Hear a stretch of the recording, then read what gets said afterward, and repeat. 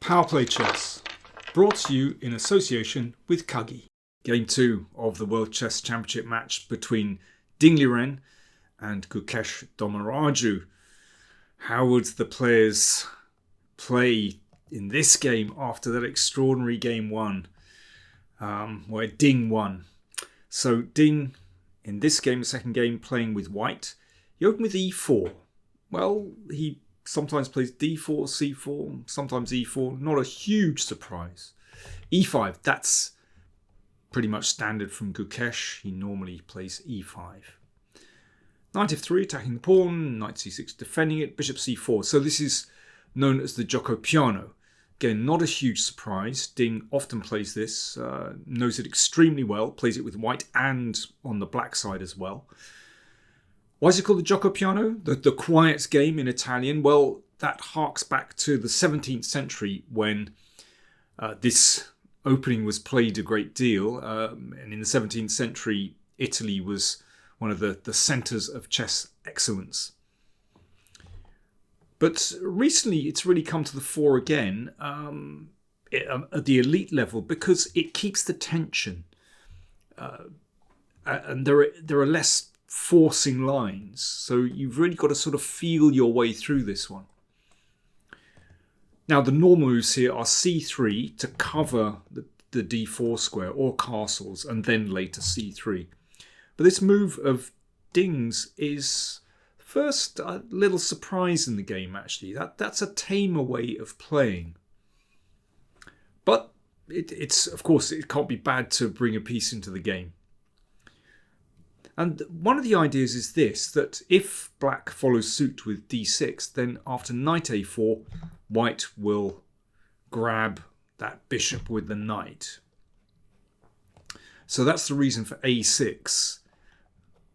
So that, of course, if the knight attacks the bishop, it can simply drop back. So I know I've said in the past that there's a special place in hell for players that play these little pawn moves at the side of the board. But in the Gioco Piano, the quiet game, there's no immediate pressure. Time is not such a big factor in the opening. So you can get away with these little subtle moves.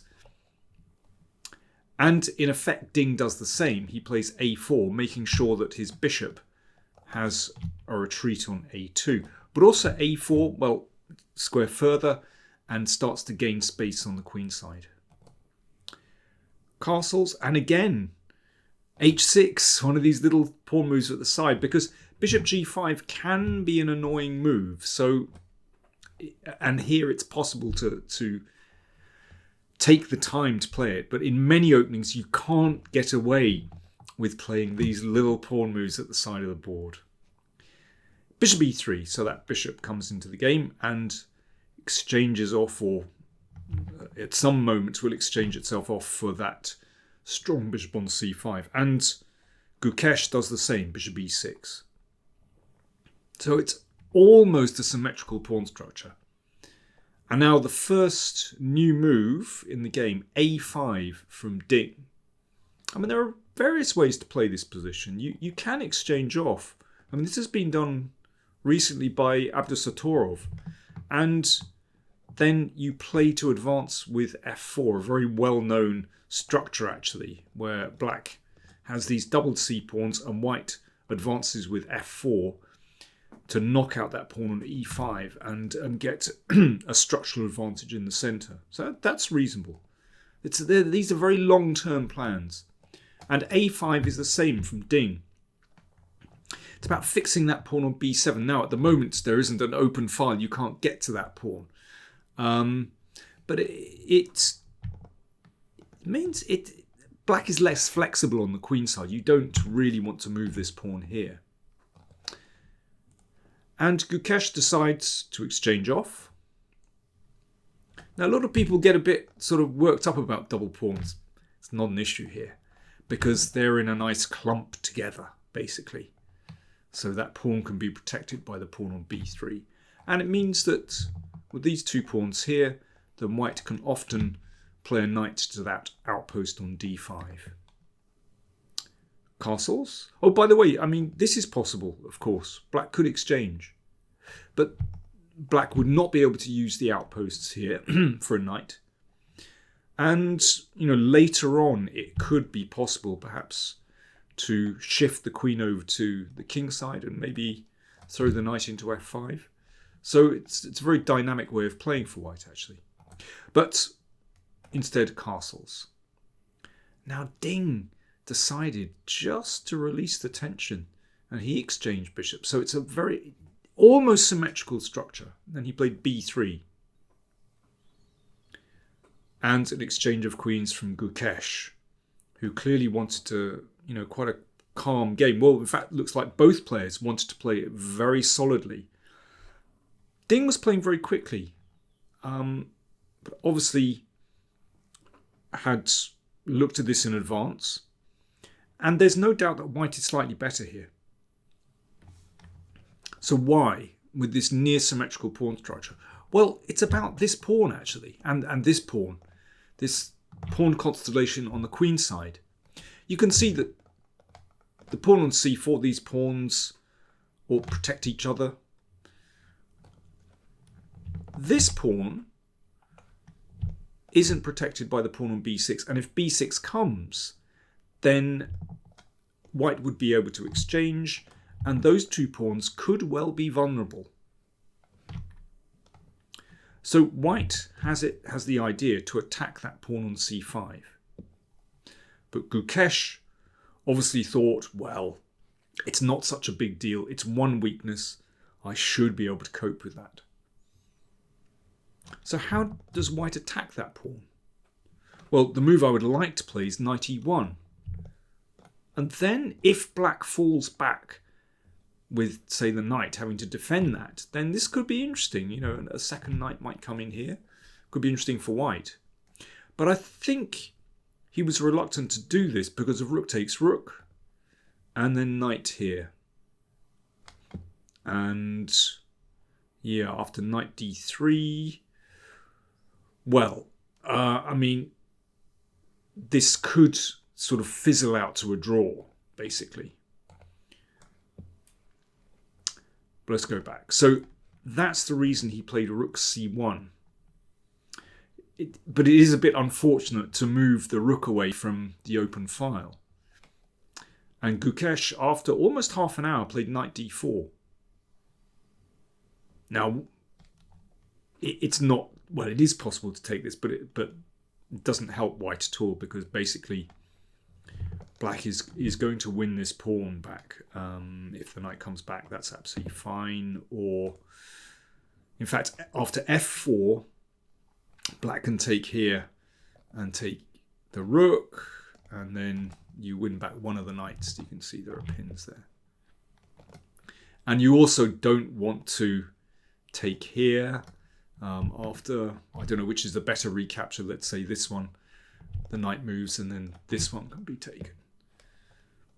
So, it looks very nice to play the knight to the outpost. That's why Ding retreated. This was his idea anyway, because he wants to be able to switch that knight to d3 to attack that pawn. That's what he's going for. He's hoping to pin black down. If black is tied down to defending that pawn, then he might be able to creep forward. Later on, there's also knight here as well to attack the pawn. Rook d6. Okay, looks reasonable. He might be able to double on the d file. And now king f1. That move surprised me a little bit. I was anticipating that Ding was going to play f3 and then bring the king to the middle, and that could support the knight coming to d3. There are pros and cons to this move, and one thing is that black might play g5 and start to open things up, and then you could argue, well, perhaps white's rooks are simply poorly placed. In any case, he went king f1. g6. So Gukesh is playing very carefully. I wonder if this is a hangover from game one where, he lashed out with g4. Because it is possible to play g5 and to gain some space here. But g6 is very prudent. because one of the ideas is perhaps just to bring the king up the board, always sensible in an endgame, and to move the knight and then play f5. And of course the g-pawn would support that f5 advance. So positionally, that's very responsible. And now the rook comes back again. Okay, so he's avoided exchanges, but this is very delicate indeed. Another way to play this with white would be to play rook here and potentially b4 to try and get to that b pawn, which is fixed on b7. Anyway, rook d1, and Gukesh doubled on the d file. And then he played f3 and king g7. So Gukesh continuing in this very prudent way. Now, the move that I would like to play is knight d3 to attack the pawn, but of course that's just not on when that c pawn is attacked. So that's why king f2 was played. Oh, and incidentally, yeah, knight d5 also not great, because after the exchange, then f5, and you can see that that pawn will be able to recapture here, and black maintains a strong pawn front. So king f2 played. And Gukesh advances with h5, so that's very responsible. You know, advancing the h-pawn certainly doesn't compromise black's structure in any way, and if you can gain space with h4 and maybe, you know, one day put a knight on f4 could be very nice. And if white wants to play on, then h4 is possible. Though getting rid of this knight on d4 is difficult. But Ding just played knight e2. And that was already a signal that, you know, he's content perhaps just to exchange things off. If h4, then that could be interesting for white, because the knight finds a nice square on d3, attacks this one, and, you know, maybe you can start advancing here. So that's why Gukesh retreated. You could also exchange on e2, but this is, I think, very safe. If white exchanges, then you recapture with a pawn, and that basically solves black's problems because those pawns are defended. So after knight c6, Ding just played the knight back to c3. Now, if there's an exchange here, then in fact, you know, white is okay here. The check doesn't achieve anything. And if knight a5, rook takes. Okay, you can throw a check in. But white is better there because two pawns are attacked. So the tactics don't work. So Gukesh decided to put the knight on d4. Aha! Déjà vu. You might have seen this position before. And Ding played knight e2. And Gukesh came back. And the knight came back to c3. And after knight d4, well, here you're supposed to claim a draw by threefold repetition. Because in fact there are no draw offers allowed before move 40. But in fact the players simply shook hands. They didn't go through the performance of claiming the draw with normally you're supposed to notify the arbiter that your intention is to play a move that repeats the position for the third time, but they didn't bother. So there we go, a draw in game 2. Well, quite a tame game from both sides. Afterwards, Ding was asked, you know, what was his strategy going into this game? He said, my basic idea was to play carefully. I was completely fine with a draw. So basically, he's consolidating his lead in the match. Of course, if Gukesh had played inaccurately, I'm sure he would have tried to squeeze something out of this position, but Gukesh played very solidly. And Gukesh said, well, it was a solid game with black, and that's okay. You know, he was obviously satisfied as well. So, game 3, Gukesh will be white again.